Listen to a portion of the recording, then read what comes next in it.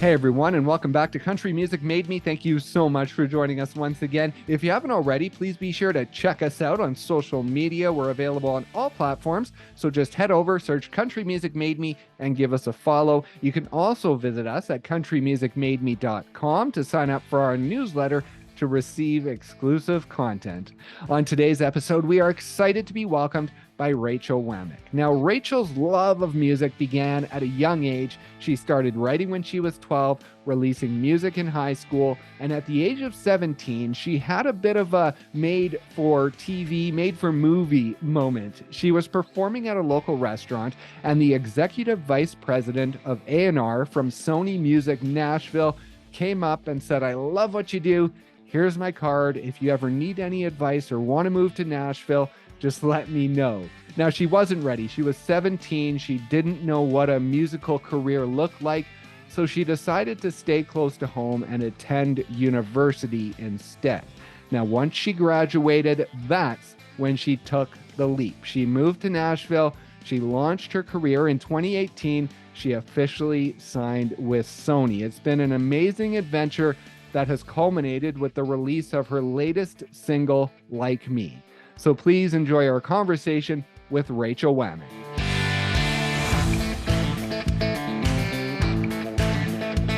I would like to travel way back to a simpler time, a time when your mother was carrying you and swinging you around the house, listening to Aretha Franklin, and your brother was pumping Friends in Low Places every morning from his bedroom. Talk about that time and just growing up around music and sort of the time when it began to inspire you and those first memories you have when music started to take hold. That's awesome. Yeah, I mean, it's funny when people ask me about how I got into music, I just can't remember a time where music wasn't everything to me. Um, my mom, even I guess being a little child, they always had music playing in our house. But I mean, country and soul, I would say were the biggest that my parents liked, because they love Garth Brooks, and they love Trisha Yearwood and Reba and Rascal Flatts, but they also love they love a lot of soul, and rightly so. I mean, the Muscle Shoals sound, which even at that time, Muscle Shoals wasn't as known as it is today. The doc Okay. for Muscle Shoals hadn't come out. Um, so when you talk about like worldwide understanding what Muscle Shoals is, really it was more so just Muscle Shoals that knew, and maybe a few people in Nashville. So it's crazy to think back on that time where, me saying I was from Muscle Shoals wouldn't have hit as hard for everyone as it is now when I'm like, I'm from Muscle Shoals, and they're like, holy crap.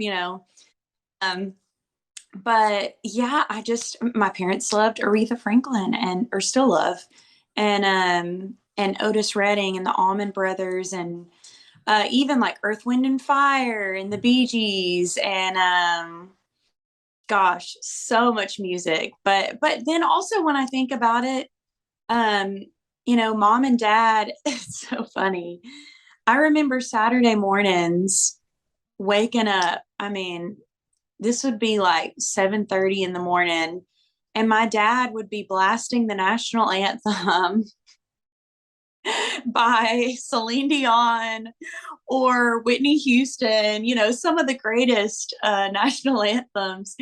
And, because he's, especially, they love Alabama football. And so that's how Okay. pumped early Saturday mornings listening to the national anthem. And so I just fell in love with these big, beautiful voices. And really, that's because of a lot of their influence. And my brother, loved Hank Williams, and he loved Garth as well, Willie Nelson.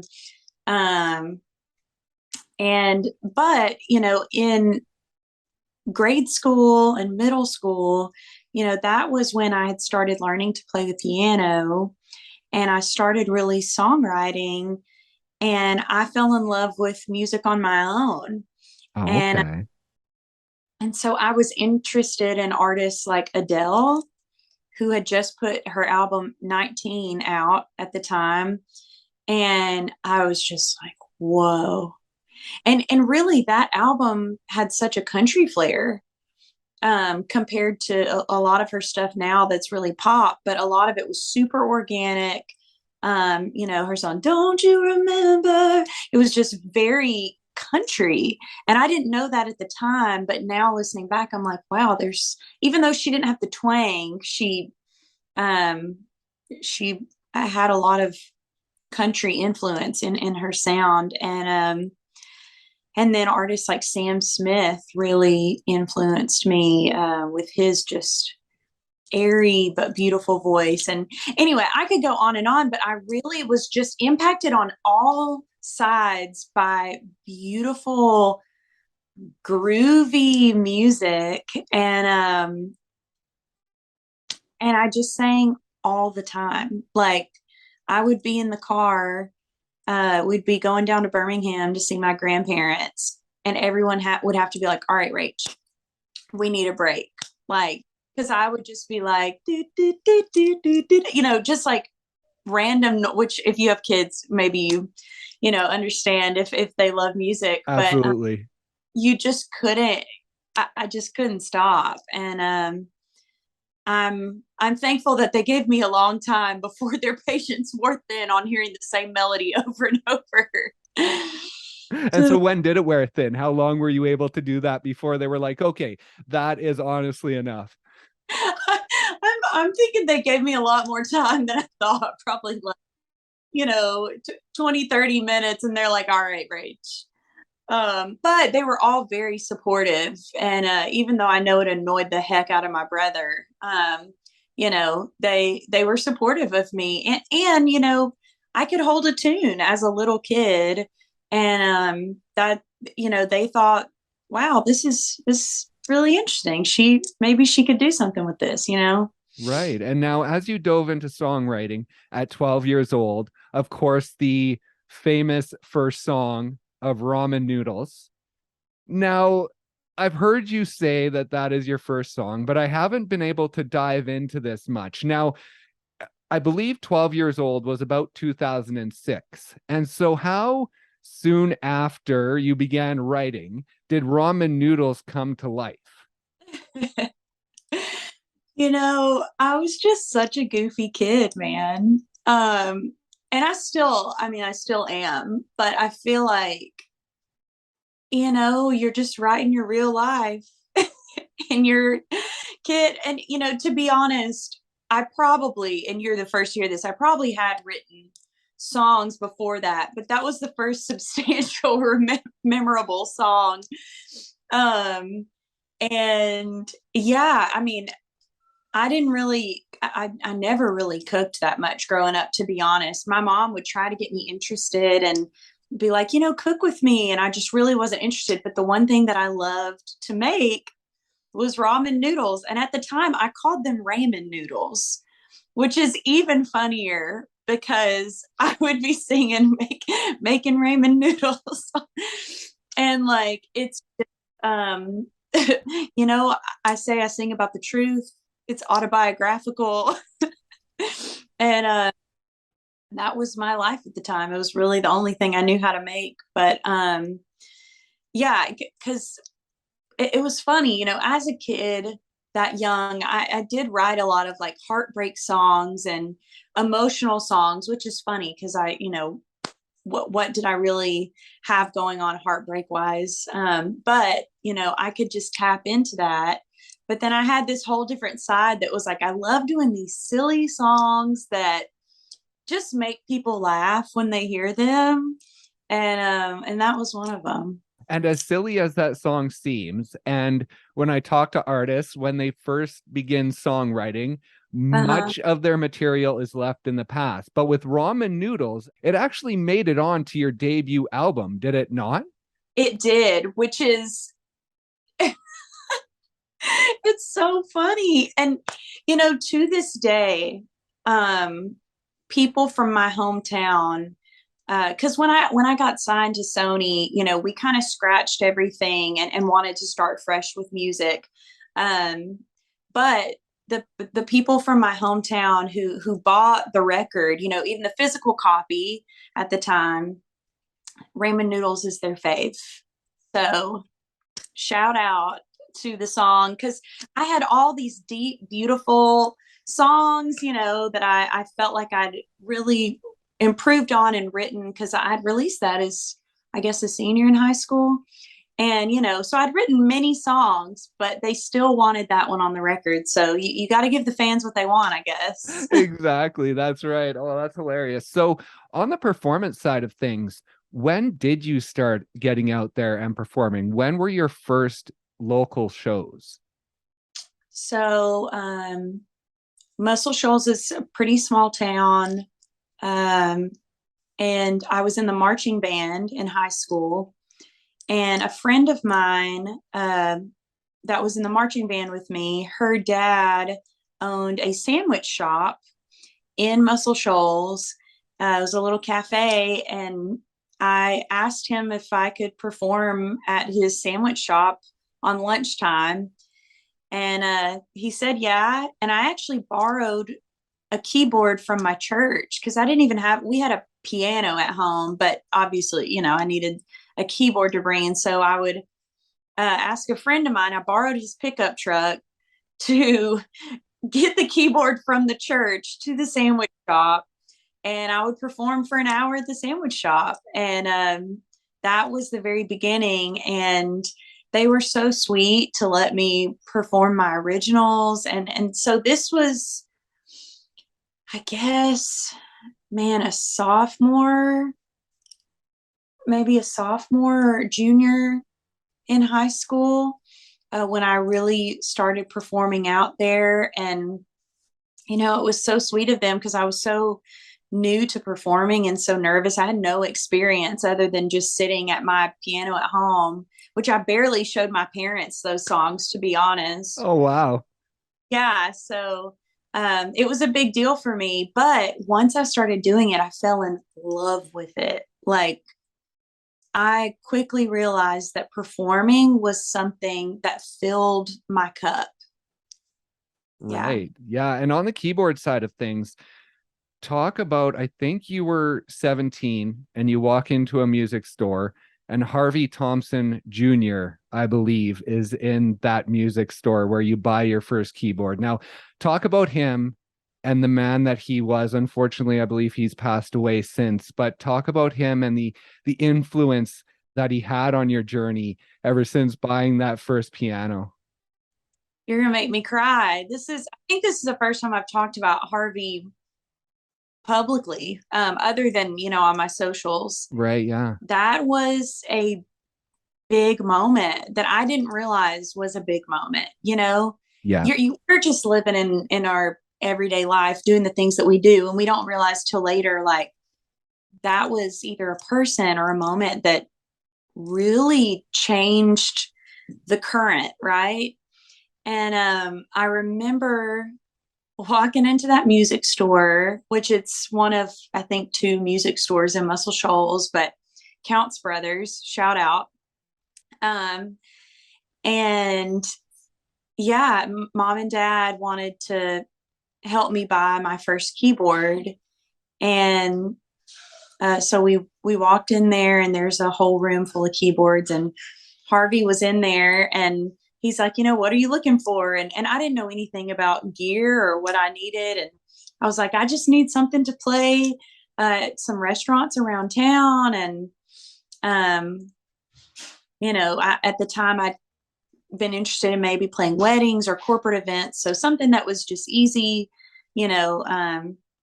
And so he's like, well, let me show you a few different things here. So, anyway, he was showing me, Nords and Yamahas and whatever. And he's like, why don't you feel the keys, kind of, play a little bit and see what feels good. Because sometimes weighted keys or keys that don't have any weight. And And so I started playing, and he was like, "Man, you're pretty good, gal." And I'm like, "Thank you." um, and it was really the beginning of a friendship and a mentorship, because he was like, "Actually, I play a regular gig at this restaurant called the 360 Grill, and it's a really fine dining, nice steak restaurant. And I would love for you to play my slot this weekend. I can't play the slot because I had something else come up. Would you be interested? It's 3 hours." And I'd never played 3 hours before, but I was like, "All right, I'll do it." And so that was the first time I'd ever filled in for him. And who knew what the 360 Girl would hold for me in my future? But I began filling in for Harvey anytime that he couldn't make his gig because either he had a wedding that was paying more or a corporate gig. But he would reach out to me anytime that he couldn't make it. And so I started being the regular fill in. And I actually got a hostessing job there as well. And I would hostess there during college, during the week, and I would perform there occasionally on the weekends. And when I wasn't performing there on the weekends and Harvey was performing, I would hostess, and the hostess stand was really close to where he was performing. And the other employees, when it started to like slow down around like 9 o'clock, they'd be like, "Rach, go sing with Harvey." And so Harvey would play the keys and he would play whatever, "I Can't Make You Love Me" or something, just, that's going to really get people. Right. And I would sing, and we were just a duo, and he was so much fun. And that was the first time I ever stood and sang, because I'd always sat at the keys myself. Right. Yeah. And I slowly found a confidence standing next to him while singing. Wow. So really, when you look back, any of this musical journey, would it have been possible without walking into that music store and meeting him, do you think? No, I don't think so. Yeah, that was the first of many moments that I would say were miracle moments in my life. Right. And he just believed in me, and it makes me so emotional because obviously my parents believed in me, but he was one of the first people to really say, like, "You're gonna make it one day." And at that point I didn't believe that, because I was like, "I'll just do music on the side and enjoy it as a hobby." But he was like, "No, you're gonna make it one day." And it's pretty beautiful to have somebody say that to you.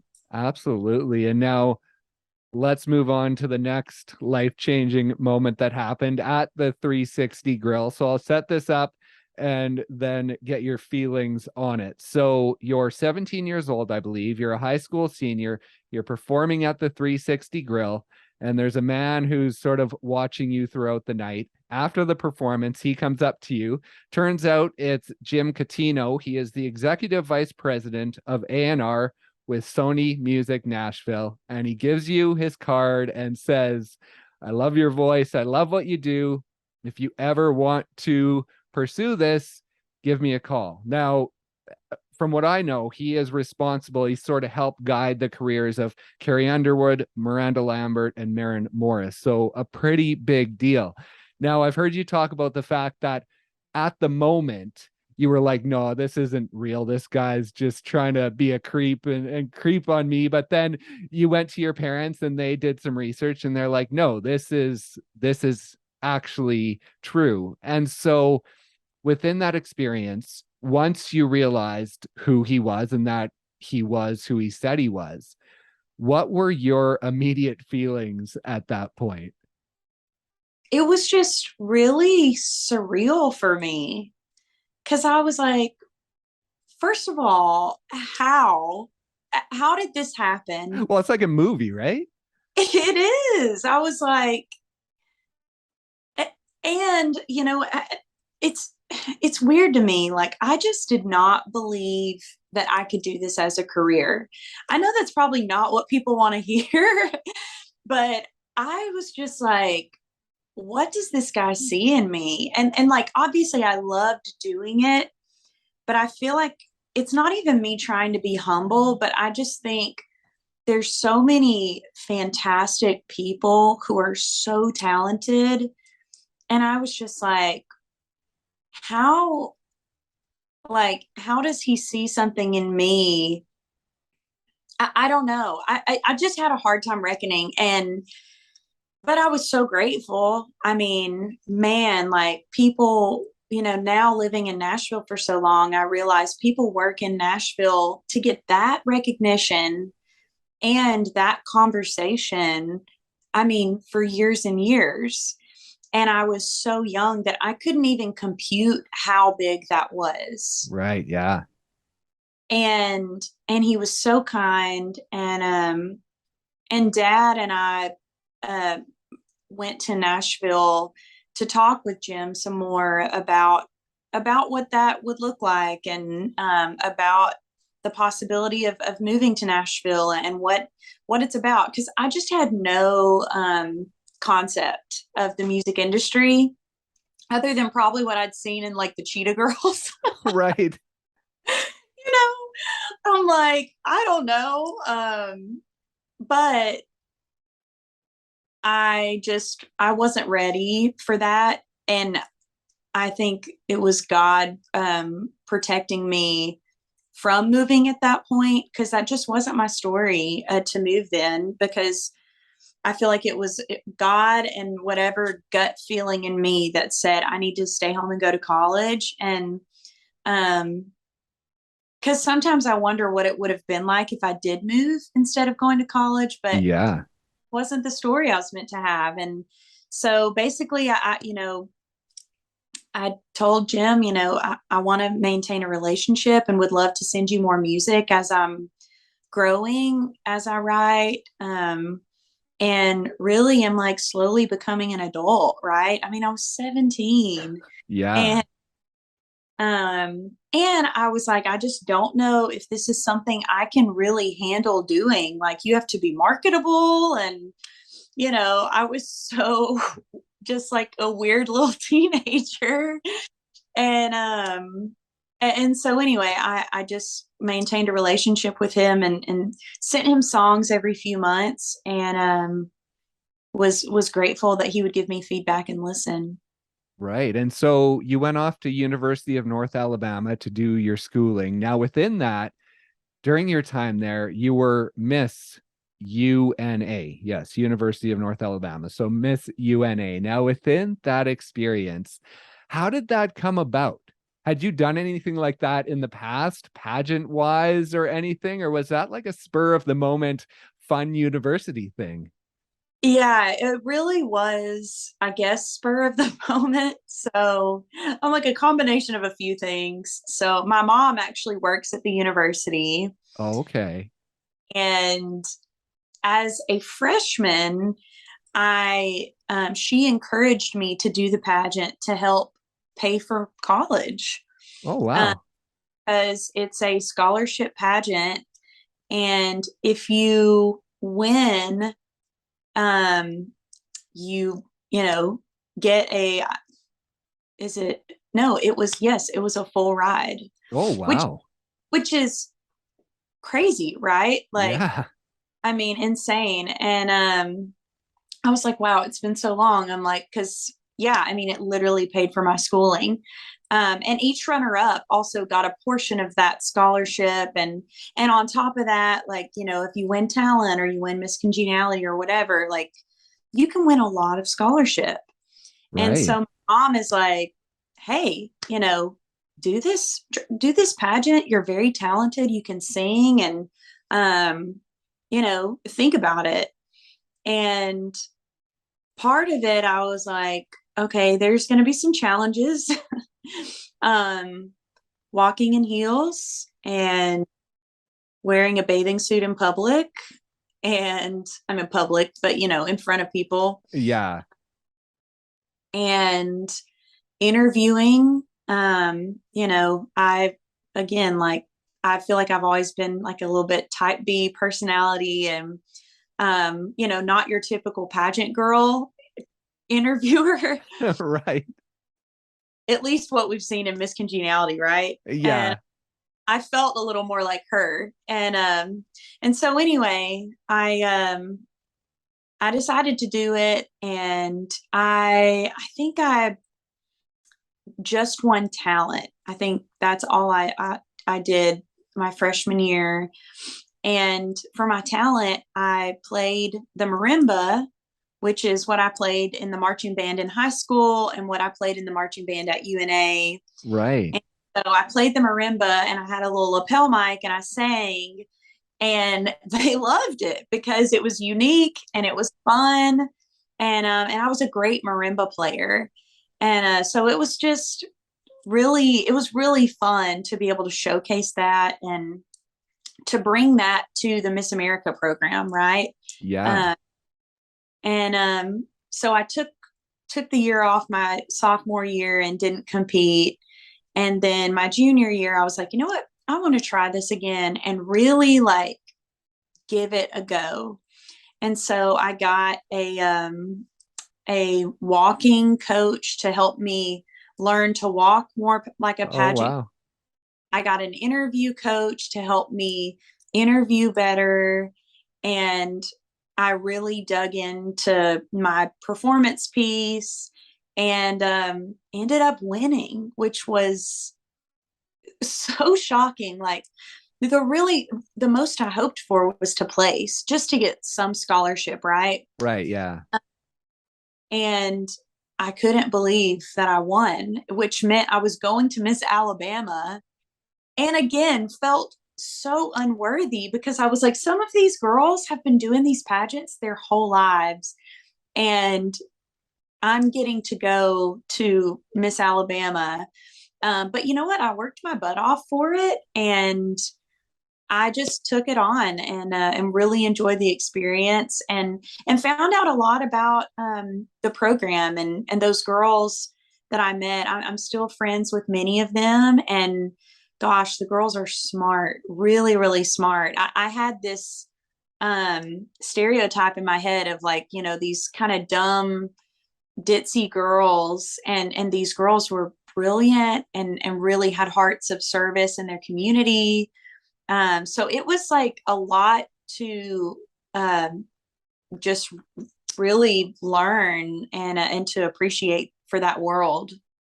Well, yeah, I was going to ask you about that world. And over that year that you were Miss UNA and competing for Miss Alabama, like what you learned about yourself, because like you say, with people on the outside looking in, a lot of times it does feel superficial. A lot of times it does feel like you say, getting a walking coach and an interview coach, and it feels like you're being judged a lot. But within it and within yourself, like I was looking on social media, and it felt like you really learned about yourself within that time, and that you didn't have to be that perfect person that everyone saw on stage.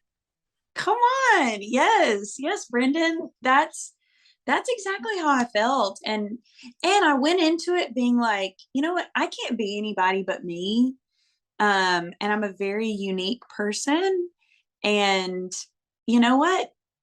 I think if I try to be anybody else, well, that's just not really going to work out. But the only advice that I ever get really is be yourself. Right. Yeah. And um and it's easy to try to be other people. I'm like, hence my music that just came out.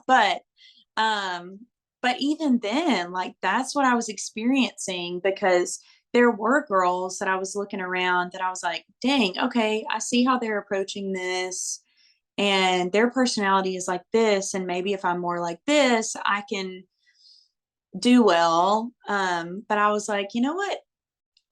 if I win this thing, I've got to be able to be me and stand for what I stand for. And so, I was like, I'm just going to be friends with people and have fun. And it honestly, I feel like it worked in my favor because um I'm a social butterfly. I really am. I've tried to be this mysterious person before and it doesn't work. Um, but I ended up winning Miss Congeniality at Miss Alabama, and the response from people when they gave that award, and a few people were talking about me, they were like, she's just not competitive with other people. She's only competitive with herself, and she just wants to be friends. And that like meant so much to me because I was like, wow, like what a big compliment. And that was something I really wanted to hold on to in my entire life because um people liked me just for who I am. Right. Yeah. And talk about wrapping up university and then you head out to Nashville. Now, university was only what, about 20 minutes away from home while you were going Yeah. there. And so when you finally made that decision to head to Nashville, I believe it's 2, 3 hours away from home. What was that original move like? And finally making the jump after having, Jim in your corner for all these years and talking with you and preparing you basically for that move. Yeah. Man, it was a leap of faith. I so um as a junior in college, I gave my life to Christ, which was a really big eye-opening thing for me and a big life change. And so, I decided I'm really going to listen to God's voice. I'm really going to surrender, my future and my present to God.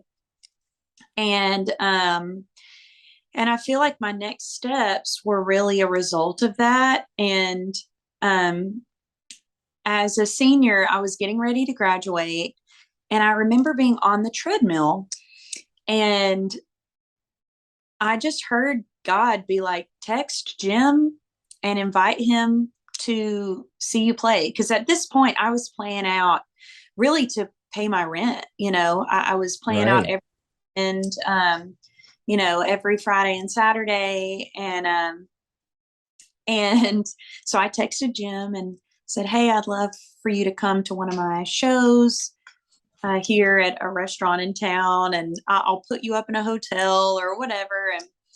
And it was CMA Fest week here in Nashville, Oh, and okay. sharing how crazy CMA Fest week is, and I'd love for you to just come up here because it's pretty crazy for me to be able to come down.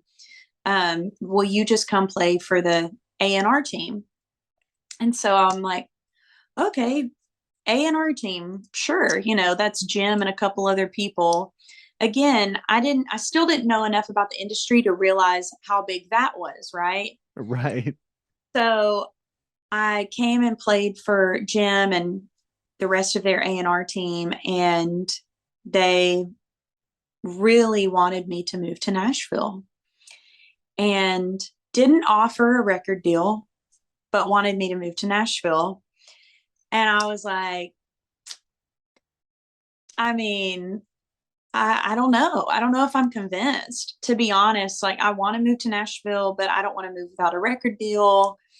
And I'm like, that's kind of like, I don't know, prideful of me looking back, but I don't know. I was like, what's the incentive, Yeah.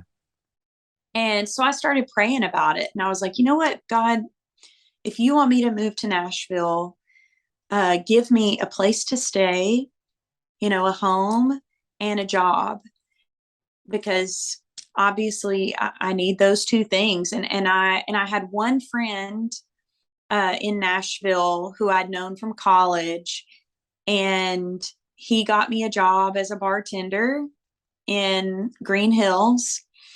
And another friend of a friend got me a room to stay in a lady's house.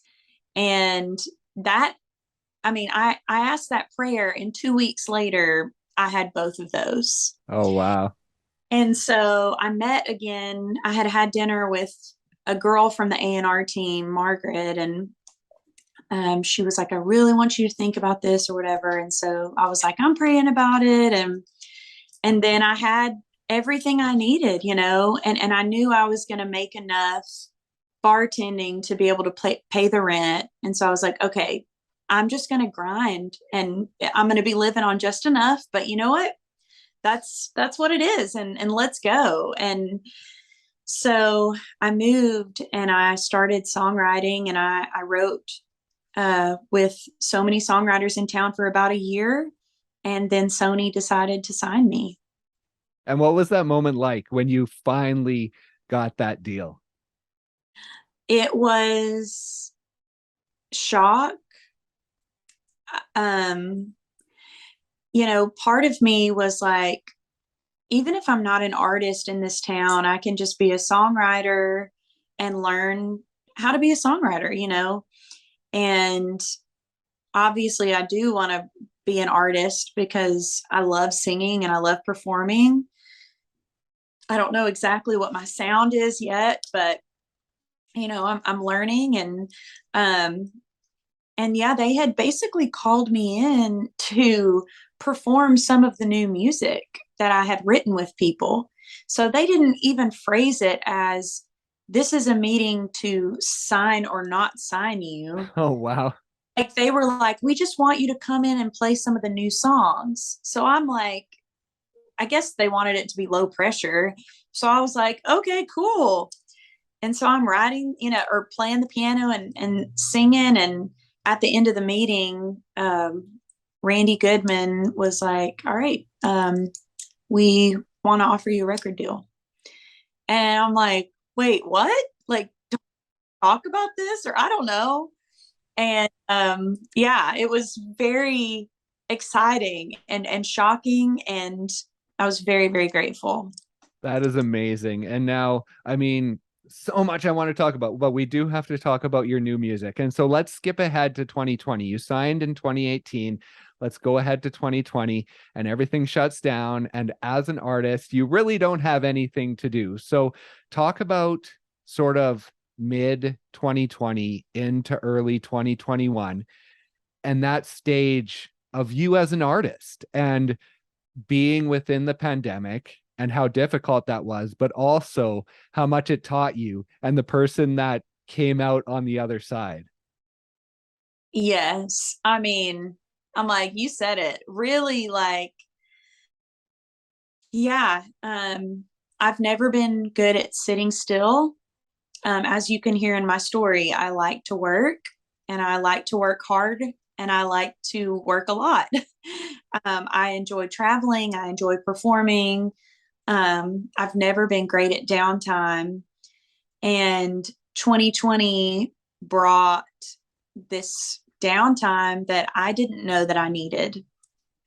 And in so many ways, there's so much I could talk about, but really the truth is, social media uh, became the main way for me to connect with fans. Yeah. And it was such a beautiful avenue for me to, I mean, the fact that we get to do that, the fact that we get to do this, it's pretty amazing, the type of audience that I get to reach at this day and age. But really, social media began to overwhelm me and to be a source of affliction. I didn't realize how much I was starting to compare myself to other artists in town and out of town and other people and influencers. And I started feeling like I was not enough. Right. That pageant girl who had said, you know what, I'm going to be myself, she was nowhere to be found. I mean, really. And it was getting to such a rock bottom place that I didn't like my body. Um, so I would face tune my body. I would use the app FaceTime to make my thighs smaller, to make my arms look smaller, to Oh, make my wow. jaw thinner, to cover up acne on my face. Um, and I would filter, and I would work on a caption for 3 hours because I'm worried about how many likes I'm going to get. And man, I mean, it was just like, how did I get here? And thank the Lord, my management and I decided I would take a break.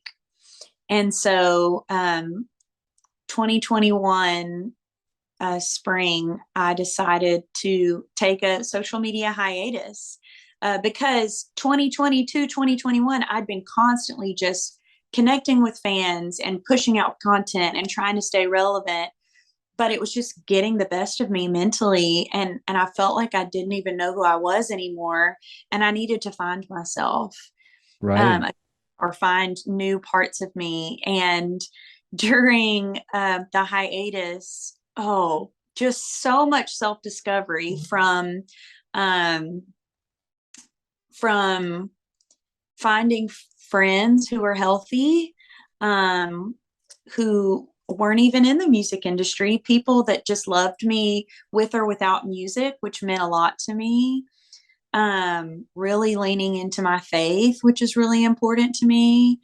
Um, and then, finding out who I am apart from music, even I started gardening, Oh, which nice. is, I didn't realize how much I would love the process of gardening. And it's something really that just still brings me a lot of joy. I've got tomatoes lined on my windowsill that are turning red. And Awesome. I didn't know how much I would love that. And then I also have been refinishing furniture. Um, and that was something that also, it was like a creative thing, but in a different way, like working with my hands and textures and colors instead of words and sounds. Right. Yeah, exactly. And so anyway, I slowly started filling my cup in those ways, and I was able to pour out more into my music because I wasn't draining myself looking at other people. I was getting getting energy and getting sustained by the things in my life. And it's like you can't pour out if you're not pouring in, right? Yeah, absolutely. And that was what came of that. And I decided to go back to that girl who doesn't care and who's um, a quirky little emo, silly girl. And um, I'm thankful that I took that time because I don't know if I would have found her. And I'm thankful that my team allowed me to do that as well. And Like Me was written during that time. Right. And yeah, Like Me is the new single written during that time. And then did I hear you say that you recorded the vocals at home for that? I did.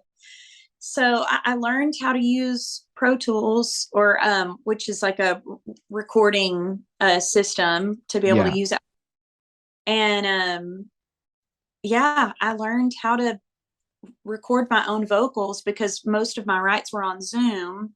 And so I wanted to be able to be efficient and be safe, obviously with COVID still being pretty crazy. And yeah, Tog Salter sent me the track, which was just a demo at the time. And I sent back three full vocal passes, which is like singing from beginning to end.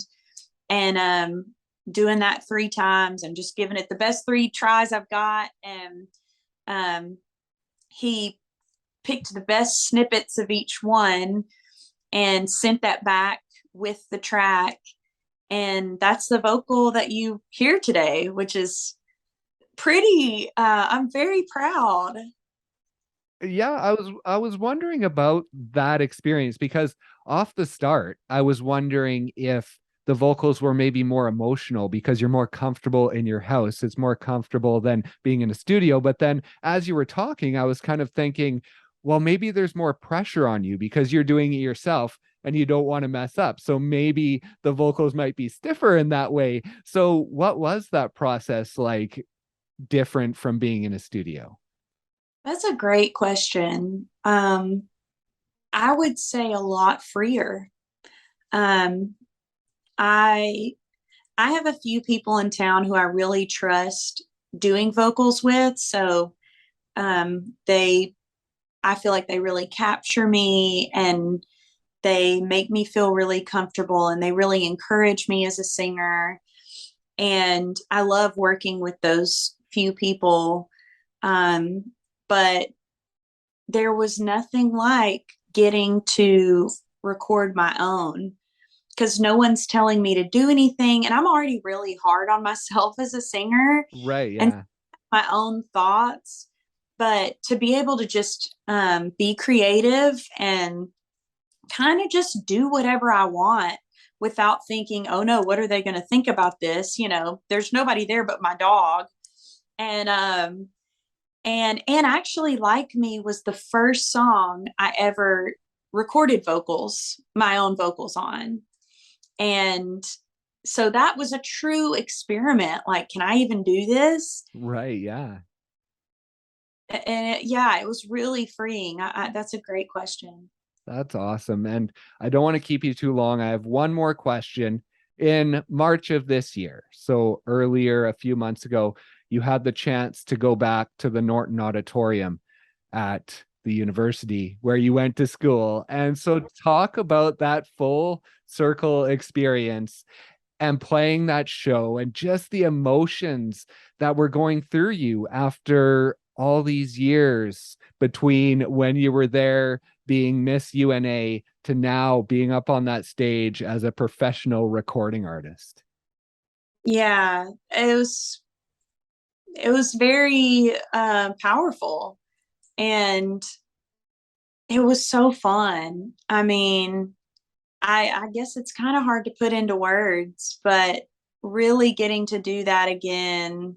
Yeah, that stage means a lot to me because I've done a lot of, I'm like, I just live my life on a stage in so many, but it was amazing to see everyone from my hometown and they were so kind and supportive and it was a really great turnout and yeah, just I'd had a blast. And to be honest, you know, I'd done some more work in a studio here in Nashville of just working on my stage performance. Oh, okay.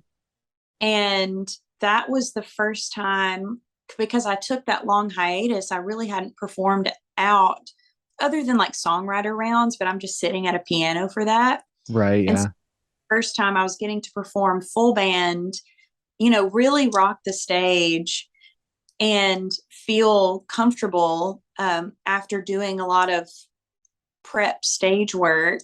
And I just felt so empowered and with new songs that I'm really excited to share with people. There's so much more new music coming.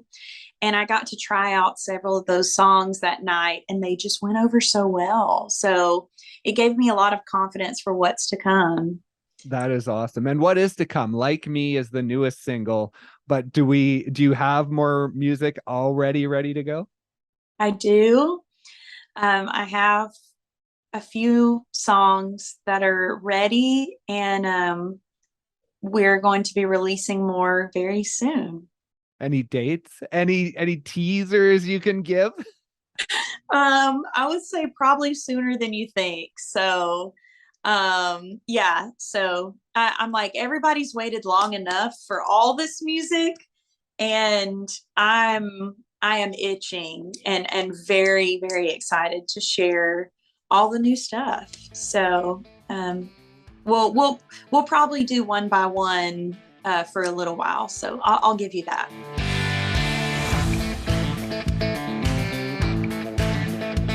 Thank you once again so much for listening, and thank you to Rachel for stopping by and sharing her story. Be sure to check out her latest single, Like Me, and also keep an eye on her socials for upcoming music in the near future.